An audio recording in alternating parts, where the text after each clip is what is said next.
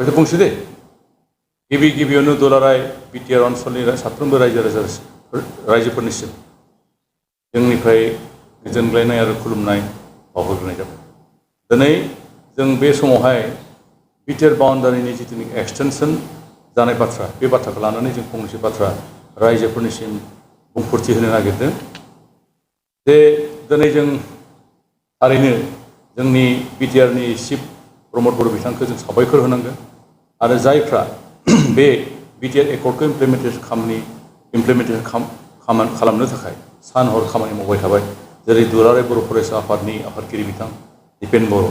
आरो दिनै जोंनि बयनिख्रुइबो सिनियर एकर्ड सेक्रेटारि बिथां गबिन्द चन्द्र बसुमतारी बिथांमोन साफ्रोमखौबो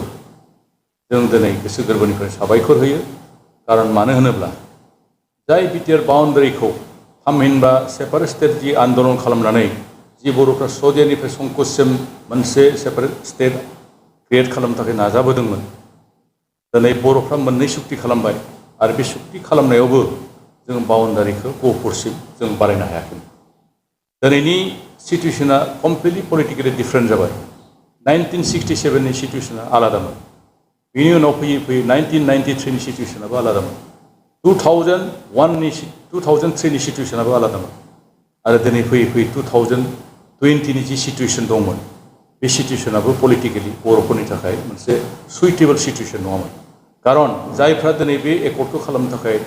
जथायै मोनसे इउनाइटेड स्ट्रागल मोनसे खालामदोंमोन बिनि गेजेरावबो बर'फ्रा थुख्रा थुख्रि जानो गोनां जादों। नाथाय थेवब्लाबो दिनै National Democratic Front of Boroland बिथांमोननि नाजानाय, दुलाराय बर' फरायसा आफाद बिथांमोननि नाजानाय बेयाव दिनै मोनसे गोजोन सुक्ति जायो आरो बे गोजोन सुक्तिनि गेजेरजों थारैनो जोंनि बे बर' माहारिनि गेजेराव मोनसे गोजोनथिखौ इस्टाब्लिश खालामनो हानाय जादों। जुदिव बर'फ्रा जों सेपारेट स्टेट हिसाबै नाजादोंमोन, आन्दलन खालामदोंमन, जुदिव जों मोननो हायाखै, नाथाय दिनै बर'फ्रा आगानफा आन्दलननि गेजेरजों जों आवगायलांबाय थादों। जोङो बुंनांगोन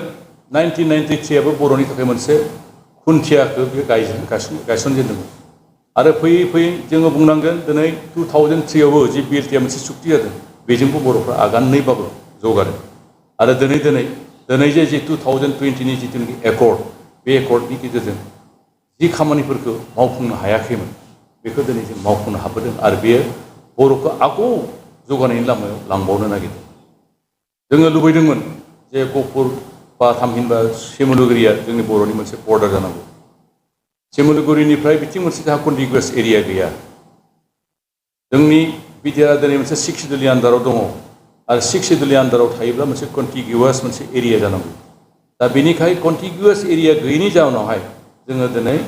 बियन्ड सिमलुगुरि थामहिनबा गहपुर बे ओनसोलनिफ्राय बारनानै जोङो बे ओनसोलावहाय बेखौ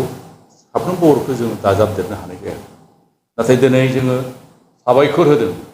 जे जुदि लिङै फ्रायैब्लाबो जे जोंहा बे ओनसोलसिम किसुमान एरियायावहाय जुदि बर'नि अनजिमाया बहुद खम, थेवब्लाबो बेखौ दाजाबदेरनो जे दिनै जोङो इउपिपिएलनि सरकार थानायाव बिथां प्रमद बर'नि दैदेननायाव जे दिनै जों साक्सेसफुल जानो हाबाय, बियो नट अनलि प्रमद बर' बिथां थामहिनबा इउपिपिएल हानजानि देरहासारनाय बे नङा, बियो एन्टायार बर' माहारिनि बे देरहासारनाय आरो बेखौ दिनै जुदिव इउपिपिएलनि अनगायैबो दिनै गुबुन दल संगठनाव राजनिति संगठनाव थानायफ्राबो बेखौ गनायना लानांगोन, थामहिनबा बेखौ वेलकाम खालामनांगोन। कारन बेयो बर' माहारिनि नाजानाय आरो दिनै बे बर' माहारिनि बे नाजानायखौनो दिनै इउपिपिएलआ बेखौ मोगथां महर होनो थाखाय सानफा एफा खामानि मावबाय थादों। दा बेनिखायनो जोङो बेखौ दिनै वेलकाम खालामदों। जोङो इउपिपिएल हिसाबै जों वेलकाम खालामदों, उदालगुरि डिस्ट्रिक्टनि कमिटि हिसाबै जों वेलकाम खालामदों। गोबां मानसिफ्रा बुंदोंमोन जे बिथां प्रमद बर'नि दैदेननाय इउपिपिएल सरकारा बर'फोरखौ फाननानै जाबाय, बिटिआरखौ फाननानै जाबाय आरो गोबाङानो बुंदोंमोन जे खुनु दिन बाउन्डारिया बारायनाय नङा, रायजो राजाखौ थगायदों आरो माने बेबायदि बुंनानै मानसिफोरखौ मोनसे फल्सहुड बिसोर स्प्रेड खालामदोंमोन। नाथाय दिनै बे मोगथाङाव जाबाय। बेनिखायनो आं दिनै खावलायदों जायफ्रा बेबायदि नंखाय बाथ्राफोरखौ लानानै रायजोफोरनि गेजेराव मोनसे मिसा प्रपगेन्डा फोसावबाय थादोंमोन बिथांमोना अननानै सैथो बाथ्राखौ लानानै आवगायनो नाजायोब्ला मोजां अब्लासो बर' माहारिया बा मोनसे जाथिया जौगानो हागोन सैथोखौ लानानै राजनिति खालामोबा जेब्लाबो जों देरहायो दिनै जों UPPL हिसाबै जोंहा थगायनांगौ जेबो गैया जों नंगौ बाथ्राखौनो जों लानानै दिनै थांगासिनो दं आरो बे नंगौ बाथ्राखौ दिनै प्रमद बर'नि दैदेननाय सरकारा मावबाय थानायखायनो सानफा एफा बर' जाथिया हास्थायनाय मोनफ्रोमबो प्रभिजन्सफ्रा जालांनो हमदों बिटिआरआव जोंहा दिनै गोबां दफा दङ मावफुंनो गोनां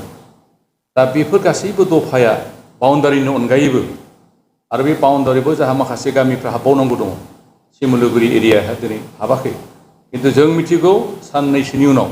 बे सिमलुगुरि ओनसोलाव थालांनाय माखासे गामिफ्राबो हाबगोन गतिके दिनै रायजो राजाफोरखौ जों खावलायदों जे बेवहाय खुनु हांखुर जानांगौनि प्रयजन गैया गासैबो रायजो राजाफ्रा हास्थायनाय बायदिनो बे मोनफा मोनफा जालांगोन आरो बेखौ मावफुंनायाव जोंनि साफ्रोमबो रायजो राजाजों लोगोसे जायफ्रा दिनै अपोजिसन खालामदों बिथांमोनाबो बेखौ हेफाजाब आरो मदद होनानै आवगायहोना लांनांगौ पलिटिक्सनि नामाव जास्ट मोनसे पलिटिक्स खालामबा जाया पलिटिक्सनि नामाव गोबाङानो दिनै जों नुनो मोनदों जे बिथांमोना नंखाय बाथ्राखौ बुंनानै UPPL पार्टी थामहिनबा प्रमद बर' दैदेननाय सरकारखौ पावारनिफ्राय आउट खालामनोसो नाजादों नाथाय जथायै फैनानै जयै खामानिखौ मावनो थाखाय बिथांमोना आवगायबोआखै बे थारैनो आनफर्चुनेट जोंनि थाखाय जोङो पलिटिक्स खालामदों दिनै किन्तु पलिटिक्स खालामब्लाबो जों दिनै जातिनि सार्थखौ दिनै UPPL सरकार नागाराखै जाथिजों लोगोसे बे ओनसोलाव थानाय गासैबो गुबुन गुबुन जाथि माहारिफोर दङ बेयाव